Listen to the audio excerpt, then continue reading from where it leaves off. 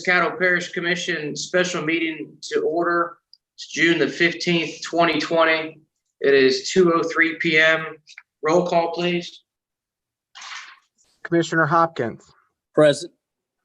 Johnson, Jackson, Young, Burrell, Cawthorn, Gage Watts, Taliaferro, Here, sir. Atkins, Here. Chavez, Here, sir. and Lazarus, and Epperson. Present. Thank you very much. And to let you know, commissioners, we did just get a confirmation from two other commissioners that they'll be on momentarily. Perfect. Okay. Mr. Everson, while we wait for them, let's go ahead and go over the briefing of, did you want to familiarize yourself with the proceedings or the public? Well, I think it's helpful for those in attendance for the first time if we just kind of go over, being that this is on Zoom, it might be helpful to just go over the regular rules of procedures for an alcoholic beverage. Let's do that. hearing. We'll lead in with our invocation by Commissioner Taliaferro and our Pledge of Allegiance led by Commissioner Epperson, and then we'll go over that article of information. Commissioner Taliaferro, if you would lead us. Commissioner, Yes, sir. Mr. Bernstein. I would recommend that we not start that until we have a quorum. Okay. We just now got a I'm here, quorum. guys. We got Looks like- Mr. Lazarus Okay. on the call as well. Thanks. And That gives us- Commissioner Gage Watts is on the line as well. Hey, guys, thank you for joining on. Commissioner Taliaferro, take it from here.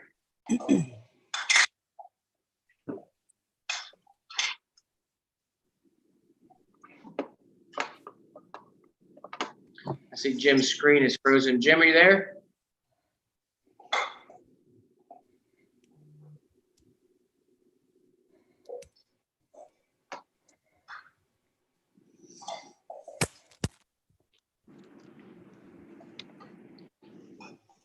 I don't know if he's on mute or not, but commissioners and all on board, just please bow your head. Dear Heavenly Father, please watch over us today as we do the work of the parish. Lead us, guide us, direct us, and do the work that you would have us do. Please teach us to love one another as you would have us work. In your beautiful Son, Jesus Christ's name, amen. Amen. Let us all stand, please. I don't know if you have a flag wherever you are. Let's face the flag. Ask that all military and veterans render the hand to brow salute, all others hand across your heart, and repeat the Pledge of Allegiance in unison. I pledge allegiance to the flag of the United States of America and to the republic for which it stands, one nation, under God, indivisible, with liberty and justice for all. Thank you. All right. Thanks, guys. Mr. Everson, you can take it from here. All right, thank you very much. The first thing that we were going to do is just, because it's been a while, go ahead and review the rules and procedures for an alcohol beverage hearing. The first item is each case is going to be heard by the commission, and the decision is rendered before moving to the next case.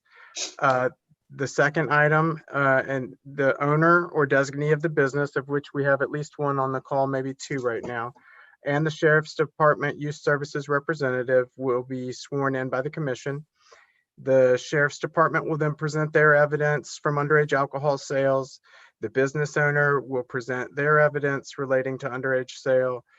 Rebuttal time will be allowed for the Sheriff's Department representative and the business owner.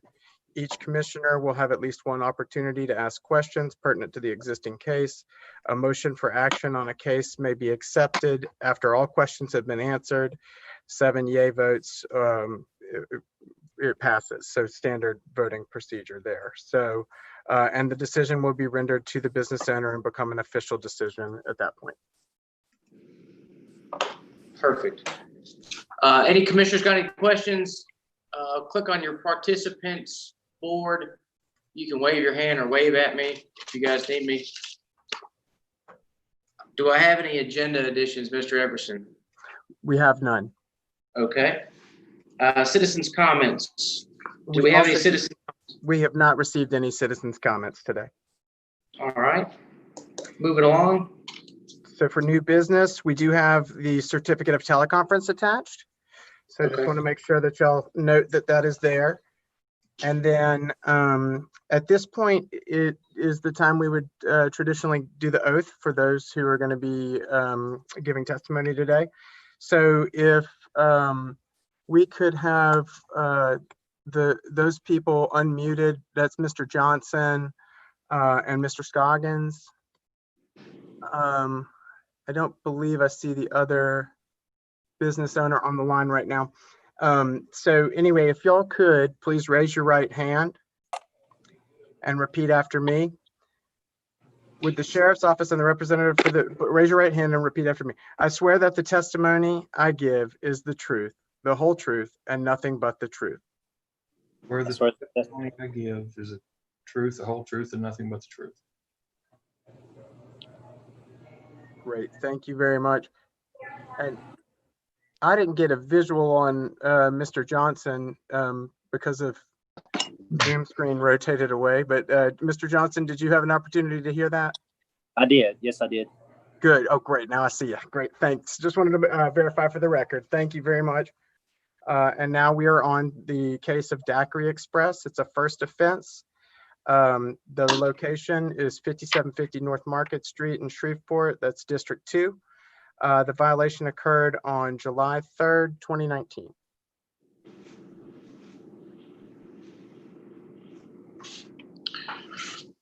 All right. Do we? Point Go of ahead. order, was it July 3rd, 2019? Was it almost a year ago? That is correct. Okay. Commissioner Atkins, that was one reason why we had to have this Zoom meeting today, because it was about to expire. May I ask why it's been such a delay?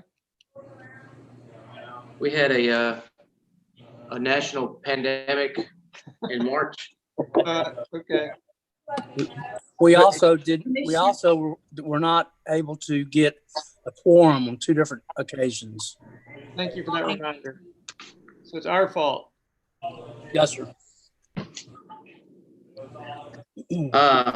Mr. Everson, I believe at this point, Sergeant Scroggins gives a recap, correct? Correct. Okay. Sergeant, you have the floor. On July 3rd, 2019, Caddo Parish. Wait. You're good. We can hear you.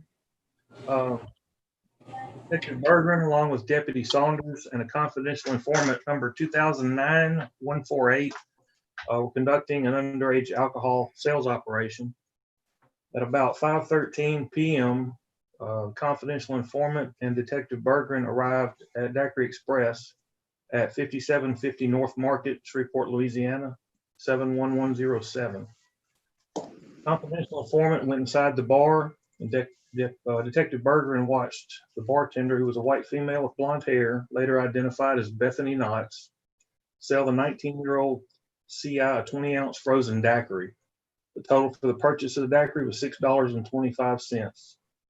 Bethany did not ask the informant for his ID. They both returned to their vehicle after the sale, and Deputy Saunders made contact with Bethany, where she was issued a summons for first offense unlawful sales to persons under 21.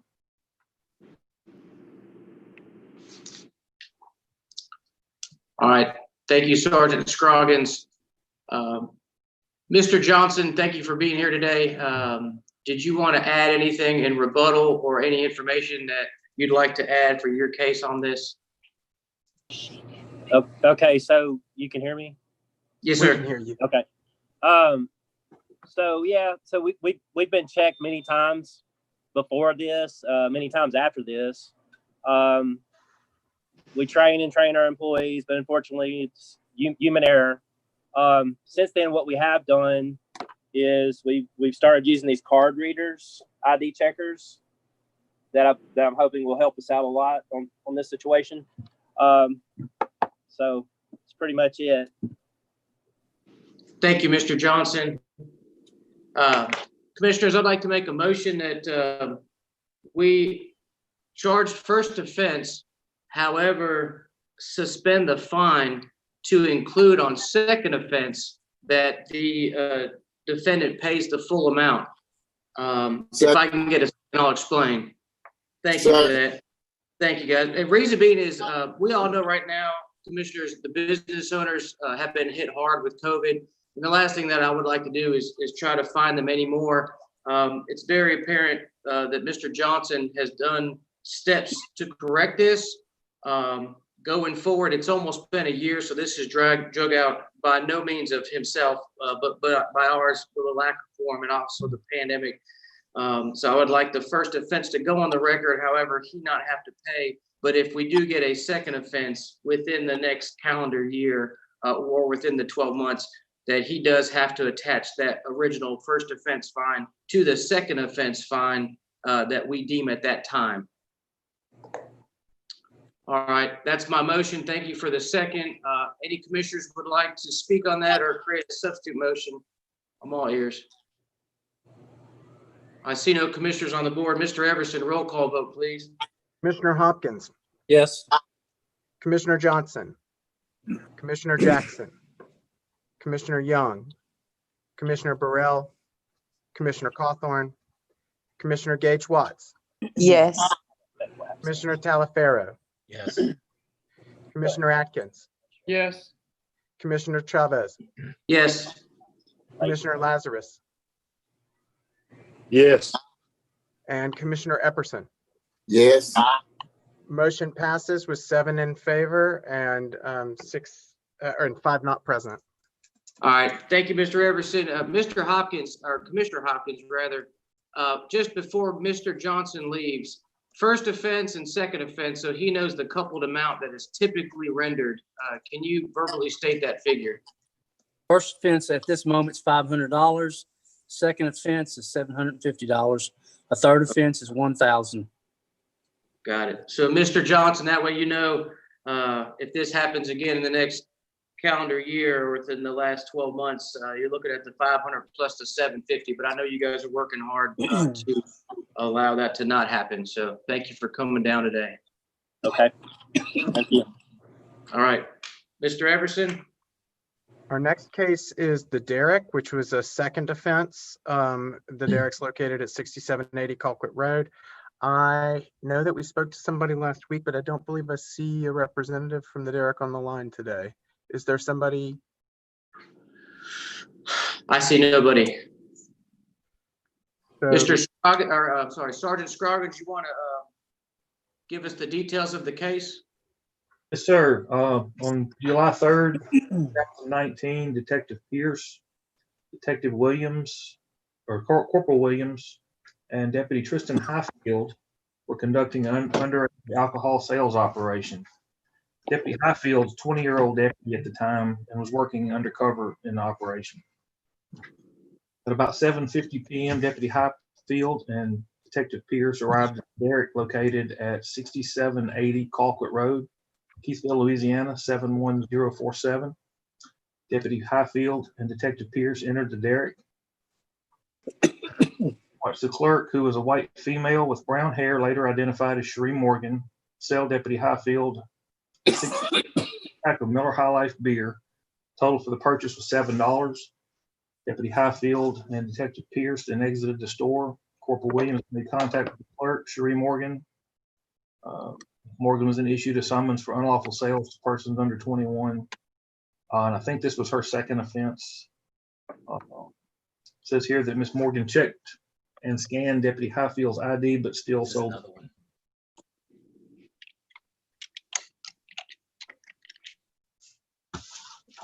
Yes, this was her second offense also. Sergeant Scroggins, when you say this was the second offense, was this not only the second offense of the Derrick, but the same female clerk as well? Correct. Gotcha. Commissioners, at this time, since we don't have the rebuttal from the store owner, Commissioner Epperson, go ahead. Since Mr. Lazarus is new, Mr. Lazarus, that's in your district, isn't it? Yes, sir, it is. Okay, did you want to come in or make any kind of recommendation? Have you met with those persons at any point in I have time? not. I have not. I was wondering how someone can scan the driver's license and still sell the alcohol when there's nothing, wasn't anything crazy. It wasn't a fake ID or anything like that. No, sir. Very I good. think Sergeant Scoggins probably sees that a lot, where even though all the precautionary measures are taken, It happens time to time. We've actually had them try to force a sale. There are businesses that have the scanner connected to their register, and when they scan the ID, it won't allow the sale. We've actually had them try to force that sale in just to make it. Hmm. So it does happen. Okay. Mr. Chairman, I'll make the motion that we fine the Derek the second offense charge of $750. all right. Second. Got a second by Commissioner Epperson. And I also see Mr. Hopkins on the board to speak. So Commissioner Atkins, would you like to speak on that motion? Yes, I'm assuming that they were given every opportunity to be here to speak in their defense. If they chose not to take that opportunity, that's their prerogative. So I think we should just move forward with the standard second offense. But if Mr. Hopkins has additional insights, I'm open to that. Commissioner Hopkins? I guess my question was to Mr. Lazarus. I believe that Derek sold sometimes between the two violations. Do you know if I'm correct? I do not. Okay. I remember the gentleman that owned it saying something about he was in the process of selling. So that's all I had. Okay. I got Commissioner Epperson. I don't see Henry Burns down here, but Attorney Fraser. Henry Bernstein's here, Mr. Chairman. Huh? I am. I see you got the DJ headphones on. I thought I saw you earlier. I know I had sent you an email probably about 6 months ago. One of the chief complaints that I often receive from businesses is they have no control over their employees if the employee chooses to do the wrong thing, regardless of training and all the electronics that they've provided for success. If the employee chooses to sell, they're not on the hook. The business owner is. And I know we spoke about this. How can we attach some type of restriction or fine or following to the ABO of the individual that goes to the ABO office to apply for that? Because at the end of the day, in this certain scenario, we have the same clerk that has now caused this same business a second offense. And if the third offense comes down the pipe and it's the same employee, obviously that employee will most likely get fired. However, the Derek could lose their liquor license and this clerk could go work at a different store, possibly even Mr. Johnson sets on here and cause the same havoc over there with nothing to state that they would lose their ABO card. So I'd like to see something where we as the parish could help the businesses out and attach something on the ABO stipulation where if you have been cited or if something comes down the pipe, that maybe after strike 3, you're no longer allowed to get an ABO card. I think I see Sergeant Scroggins waving his hand. Is there such a thing already? I can answer that. We actually were in this situation early last year. We had a lady bartender who we arrested for an underage sale. It was the third time we have arrested her. Checking her criminal history. The first time she was arrested, we wrote her a summons. She went to court. She pled guilty to a lesser criminal mischief. The second time she was, it was dismissed because and I don't want to get into an issue with the DA's office, but the ADA that handled it thought that, I guess this was below him to handle, so he dismissed all the cases that he had that time. So she had a dismissal in that case, and her third offense was actually a first offense. Now, if she would have had a third offense, I don't think she could get an ABO card through the sheriff's office. But since the first offense was pled down to a lesser charge and the second offense was dismissed for whatever reason, the third time we arrested her was technically a first offense, and she gets to keep her ABO. So there is something there, but all parties and all agencies involved have to work together to see that works. Sergeant Scroggins, I appreciate that insight. And Mr. Bernstein, I think that's something that we need to look forward to is working together with the sheriff's office and the city ABOs, and likewise the commissioners, to create something that could help combat that. Because I know Sergeant Scroggins' hands are tied in certain scenarios like this, and it's got to be frustrating to see the same repeat offender selling to underage. And at the end of the day, these are our kids that are out there obtaining this alcohol illegally. We don't want to see an incident happen where something could have been done and we could have prevented it. So I guess other commissioners, let's work to fix that here in the near future. And Attorney Bernstein, if you can look up some legislation that we can try to work out to figure out how we can solve this problem, I'd appreciate that. I got Commissioner Epperson next up on the talk. I pass. All right. I pass, Mr. Chairman. Thank you, Commissioner Epperson. Any other commissioners like to speak? I see no others. Mr. Everson, roll call vote, please. Commissioner Hopkins, Yes.